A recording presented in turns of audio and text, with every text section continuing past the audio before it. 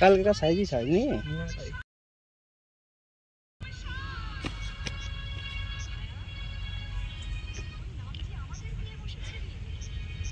River fishing Murshidabad.